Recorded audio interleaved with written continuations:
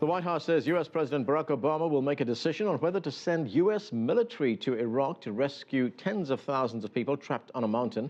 The United Nations says all those civilians remain trapped by militants on a mountain in northern Iraq and need, quote, life-saving assistance. To get the latest on these developments, I'm joined now by CCTV Correspondent Jessica Stone. Jessica? And on into this expanded U.S. military involvement that you're talking about is 130 advisors, and the White House's national security advisor, the deputy national security advisor, was quizzed heavily this afternoon about the duties of those 130 advisors that are now on the ground in northern Iraq. Once again, the White House underscoring these are not troops in a combat role. They're simply there to do an assessment. Their duration was even described as temporary, and getting that assessment will be what helps the United States decide what to do next with respect to the humanitarian needs of those Yazidis trapped on Mount Sinjar. And Jessica, all this happening amid a great deal of political turmoil in Baghdad. Absolutely. You know, we've got Prime Minister Maliki basically saying, I don't want to lose my job.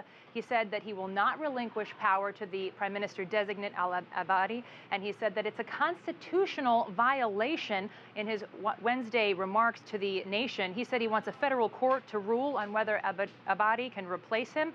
And meantime, that Prime Minister-designate actually has a lot of support from not only the United States, but the EU, Iran, Saudi Arabia, Qatar, a number of regional actors supporting Abadi. And Jessica, I just want to get back to these humanitarian efforts that you were talking about. You know, thousands of people trapped up there on the mountain. What is being done now to help them? Well, there have been somewhere in the neighborhood of 6 U.S. airstrikes against ISIL in the region to keep them back. You know, the Kurds are trying to establish this corridor to help get them off of the mountain. And meantime, there have been now, the White House assesses 100,000 meals dropped on that mountain and 27 gallons of water. But the White House also says it is not going to be enough to just keep putting aid on that mountain. It's simply not going to be a long-term solution for these people. And so now what they're looking at is using these 130 people, these special forces and U.S. Marines, to potentially augment the Kurds in that corridor. The White House still maintaining that even that would not be a combat presence of U.S. troops. But, you know, this humanitarian need is certainly getting the attention of even more nations. Now we're seeing the EU meet on it. The Canadians and Australians have also offered aid. So we're expecting to see more humanitarian aid actors in the region very soon.